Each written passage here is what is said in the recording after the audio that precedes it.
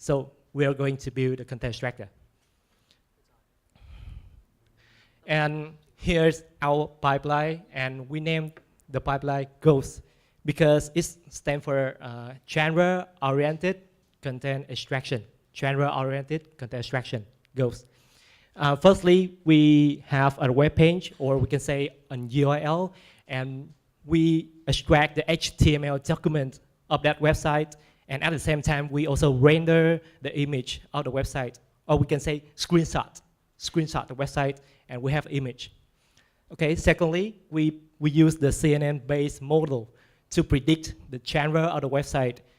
We call this the genre classification model, and we put the image of the website into that, and we get the genre of the website. The model just output two labels, article or list viewed. Okay, and yeah, to be honest, we use ResNet version 2.101 to build the CNN-based model to predict the genre of the website because it's got the best performance compared to the various CNN architectures like VGG16 or VGG19 or AlexNet or Inception, for example. And after we got the web genre, we use the suitable algorithm for the suitable. For example, there are two algorithms, one for article and one for list build. And if it's classified into article, we would use article algorithms to extract the content. And as you can see, the CNN-based model here, the CNN-based model is really important because sometimes they produce the false positive. This is article, but it's classified into the list view, so we use the wrong classifier, the wrong extractor. But we will get the main content anyway, but not too good. So this is really important step of the model. Okay, and finally we got the content from the content extractor from our pipeline based on HTML document here. Okay, this is the whole pipeline of Ghost. And I have a demo here. Okay, let's go to some article website right now. This is a news website, news.zing.vn. And I will grow up and do some coding. Okay, I have a Jupyter notebook here. Firstly, I import the model, the Ghost model I have already implemented. And we create a variable of Ghost, and we input the URL which need to be extracted. Okay, I paste onto this notebook, and we call the Ghost to extract the URL. And we are going to bring the content out. Oops. Why made? Okay, let's see again. Please skip some seconds first. Can you skip some seconds? Okay. Okay, after we bring the content out, you can see that the content has been extracted. Nhắc đến tinh thần làm việc của huấn luyện viên Park Hang-seo. Okay, so the content would be here. So this is what we want to extract, and we ignore all those things on the header. And this is another example of the website. This is the list view website. There's many items, and this is a footer. We want to ignore this, delete this. And we also, do the same thing for this website. We copy the URL and paste that into the notebook. Okay, I will do the same again. Okay, URL equal to the URL we want to extract. Content equal to ghost.extract URL, and we are going to print the content route. Okay, khu vườn tình yêu DIY, do it yourself. And the main content of the website is khu vườn tình yêu DIY. And that's we call content extraction. Okay.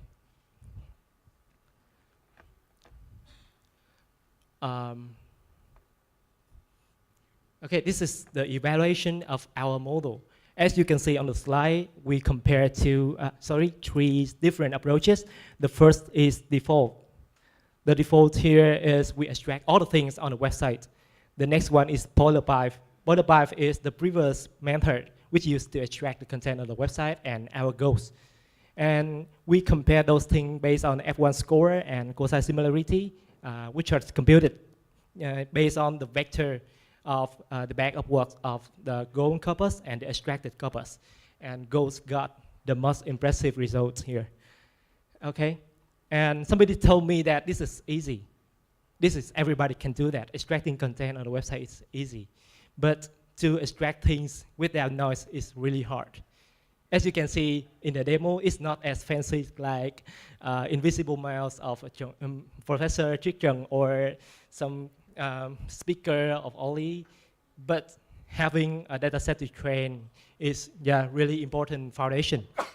So having goals here is a really important thing. And one thing I want to mention that in the morning, Mr. Kwalu have mentioned data is nothing. And data with annotation is a big thing. I agree. But data is nothing is, I don't agree with that. I don't think so. Data is a big thing for me too. It depends on the algorithm you use. I use unsupervised learning, so it's a big thing. So I have also have a last slide here. I have published this work at the PACLIC 32 conference, which were held at Hong Kong the last 2 weeks. And I think you can, the paper has not been uploaded yet. So hopefully we can download it at ACL Anthology in next month. And I want to thank you, everybody who tried their best to get this work published. And because of the time limit, so if you want to ask a question or just want to get to the detail of 2 algorithms I mentioned, don't hesitate to check the paper out. Okay, that's all for my presentation. Thank you for your listening. Peace.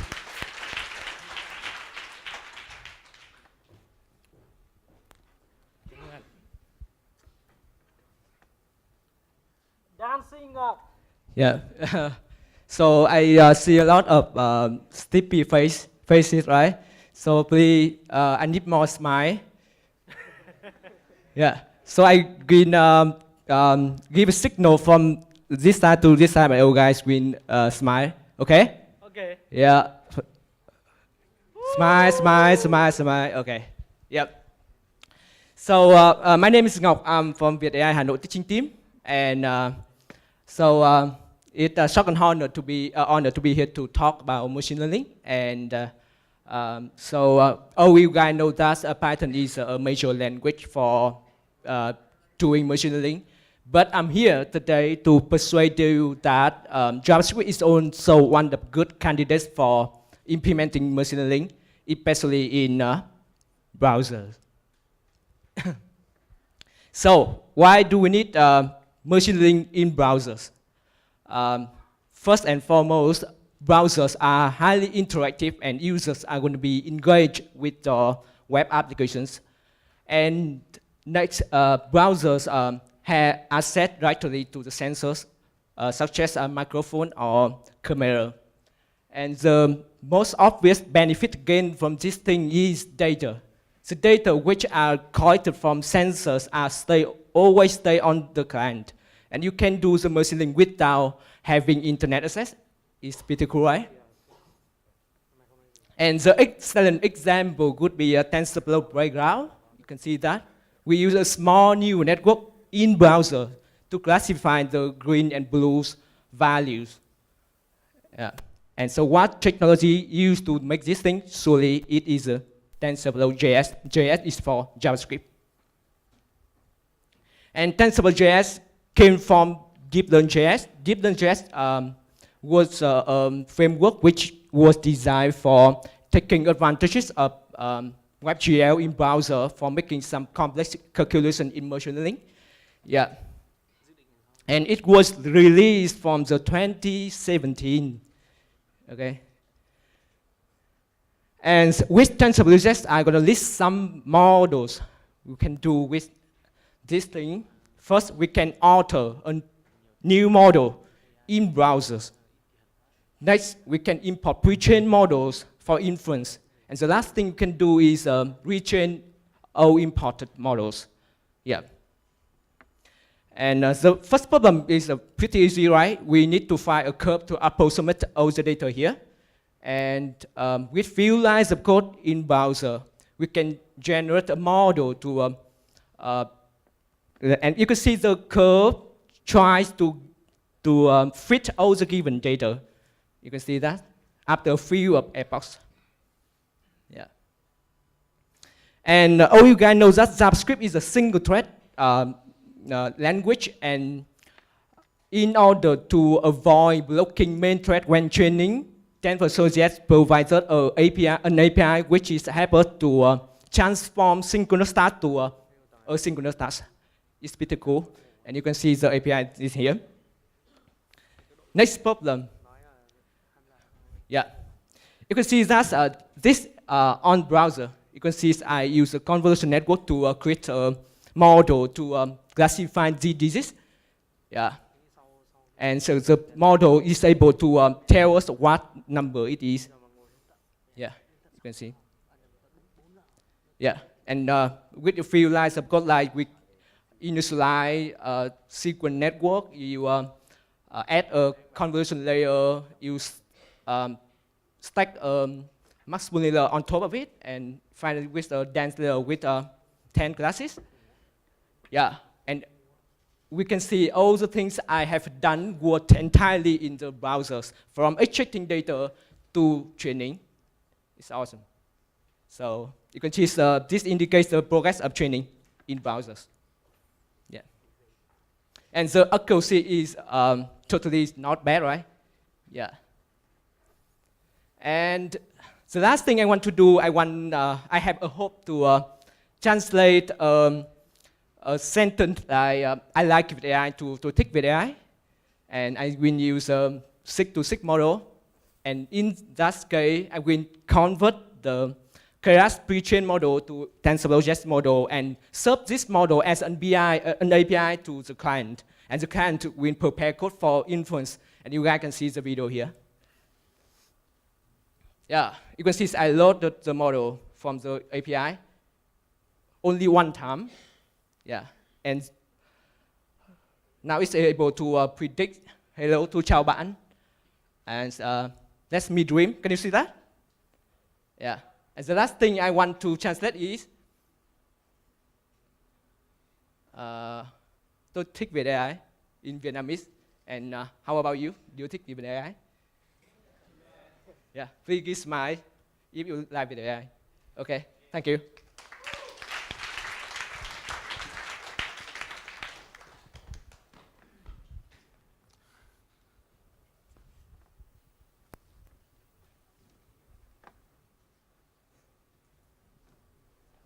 Okay, hello everyone. So my name is Minh Trương Huỳnh. I'm from Saigon VIETAI teaching team. So I'm very honored to be here and talk about my project, lung disease diagnosis with chest-ray bone shadow exclusion. I have done this project with my friend Trung Hiếu Nguyễn, and I would be advised by Professor Minh Trí Trân when I was a student at University of Science. So firstly, I want to show a short demo video. Okay, you can see like with an input as a X-ray image. So our model can provide some useful extra information to the doctor to give the better diagnosis result. But the question here is that why we need to build that model and why we choose the lung disease. So following the survey from WHO in 2015, lung cancers share the largest proportion in cancer mortality, actually in USA. And moreover, for pneumonia is a thorax disease. It's a leading cause of death in children, actually under the 5 years old. In normal thorax disease diagnosis process, firstly, the doctors will take a look on the medical history of the patients and also observe on the breath when they are doing physical exercise. If the patients have any symptoms, they will be asked for further examination. And JSRAI will be the most economical and effective one. So in the JSRAI examination, radiologists will take a look on the lung shape as well as the injury region in the X-ray image. The more accuracy of these stars, the more experience is required. So with the development of AI nowadays, computers can have the doctor on giving useful information and have them to give the accuracy diagnostic result. So our project have provide the method to improve the accuracy of chest lung disease diagnosis on chest X-ray image.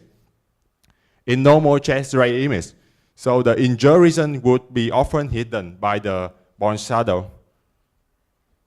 So you can see in the picture below.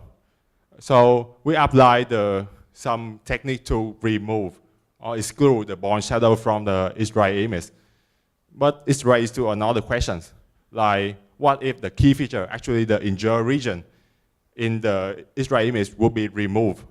So we evaluating on both origin and the bone cell exclusion X-ray image to diagnose the disease. Our experiments have done on the JSRAI 14 dataset containing more than 100,000 X-ray images from the USA. And the final result have compared with the result from the JSNet model at Stanford University. Traditionally, if the doctor wants to build a soft tissue image, actually the bone cell exclusion image, they need to use some, they need to capture two different X-ray images with two different X-ray level. So this method is very harmful for the patients. So we tend to build a model that, the deep learning model that can extract, that can remove the bone shadow with only one shot. And these models have used in the modern X-ray device. So with the input at the X-ray as a normal X-ray image, we construct the sharp tissue with the bones, with the deep learning model and enhance the contrast after that. Then we used both the normal X-ray image and the bone cell exclusion one to diagnose the disease, actually 14 disease in lung. So we have two dense net, and the output is the probability of disease and also the heat map that the doctor can use. So this is a detail of our model containing two dense net, and the last layer would be concatenated to a fully connected layer and giving the probability. And our final results show that we have better outcome value on 8 of 14 disease, and our average outcome is also higher than the ChaseNet model has published in 2017 from Stanford. So we have also published a paper as KSC 2018 last November, and has been accepted as long paper. Yeah, thanks for your attention.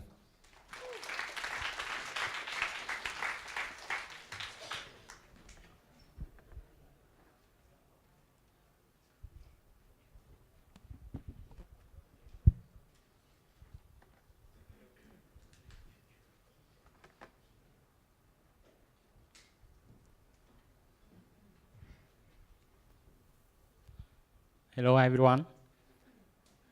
I'm Bing. I'm an AI engineer in Samsung. I also co-founder Body. Today I'm very happy to be here to talk about chatbot in e-commerce. Chatbot is a new way, an easy way to people can interact with a system like e-commerce. Nowadays, e-commerce is quite popular. But e-commerce, you know, is a huge system. And when people interact with a huge system, it can make quite confused, especially with the end user. End user who want to buy something in the big world of product. So e-commerce is a quite potential market for chatbot make something different, something useful. And firstly, I want to share with you our vision of chatbot in e-commerce. In Body, we want to connect between nodes in e-commerce. An easiest way you can see a chatbot is when it's acting like help end user some tasks like searching product, asking or make order. But a chatbot can also help the shop to manage order, customer service.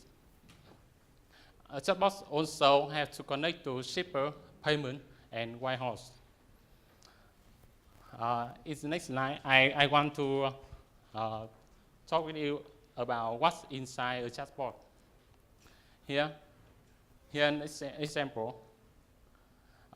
You can see a man wants to find an air ticket for his next trip. As a human, maybe have some typo. For example, no accent in the input sentence. And a chatbot, firstly, it have correct them. After that, it will detect some intent entity. Here is location and time. A chatbot also have to have a conversation management, so it makes conversation more natural. For example, here, a chatbot, our chatbot know the current position of his man, so it have all information it needs, and is the last is when it will call a third-party API, collect some information, and bring back to his man. Yeah, that's inside chatbot. In the next slide, I want we currently in progress, but we did something useful. We take care end user, we support shop, connect to warehouse, and using some technique for NLP. For example, NLP, image searching, dialogue management. Here is our demo. This chatbot. This chatbot we did for a shoe shop, and this help shop owner so much. It also increased the number of orders to 30%. You can see our chatbot can searching product. Some typo is not a big problem with our chatbot.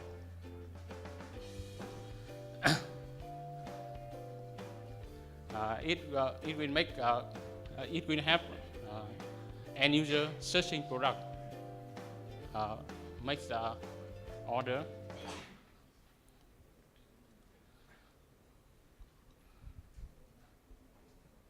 Yes. The people ask about shipping to Taiping City with no accent, and our chatbot will find them.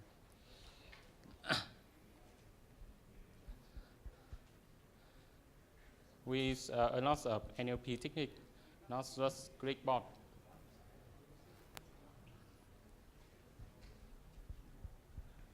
This system we do in Facebook Messenger. It can connect supporter in human with end user. Okay, that's all for my. Thank you for listening.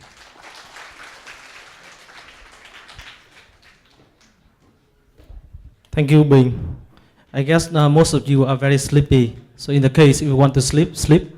And in the case if you want to play with play with the robot, come here. In the case if you want to have a cup of coffee, go out.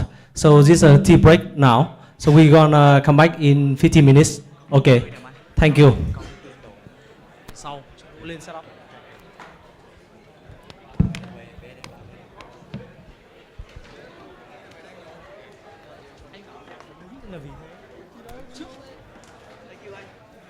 Lên đi em.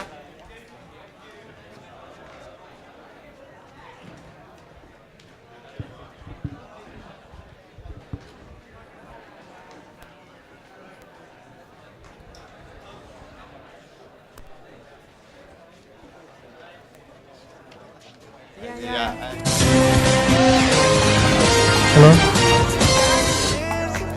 Tháng 3 năm 2018, nữ doanh nhân Văn Đinh Hồng Vũ cùng ứng dụng học phát âm tiếng Anh Elsa Speak đã gọi vốn thành công vòng RIA trước Syria với con số 3,2 triệu đô từ Silicon Valley. Sau gần 3 năm ra đời, Elsa Speak đang có những bước tiến mạnh mẽ. Ra mắt vào năm 2016, Elsa Speak là công cụ đắc lực cho người học tiếng Anh trong việc học nói, nghe, giao tiếp. Nhờ vào công nghệ Speak Recognition, phân tích giọng nói chính xác và phản hồi thông minh để giúp người học phát hiện lỗi sai trong phát âm đến từng chi tiết và hướng dẫn sửa lại một cách chuẩn xác nhất. Đến nay, ứng dụng có gần 4 triệu người dùng trên 101 quốc gia, trong đó có hơn 1,6 triệu người dùng tại Việt Nam. Công nghệ này họ có một cái khả năng rất là đặc biệt, nó là nghe được các bạn nói từng từ, từng âm một và sẽ phân tích là cái âm nào bạn sai và âm nào bạn đúng. Và nếu như âm sai hay âm đúng thì mình sẽ phân tích là bạn sẽ phải thay đổi khẩu hình miệng, khẩu hình lưỡi như thế nào. Với công nghệ mình có thể giảm chi phí này, nhưng hiện giờ tụi em chỉ tính tiền khoảng từ 60.000 một tháng. Dù là các bạn đến từ hoàn cảnh nào, các bạn cũng có thể học nói được. Nhân ngày Nhà giáo Việt Nam 20 tháng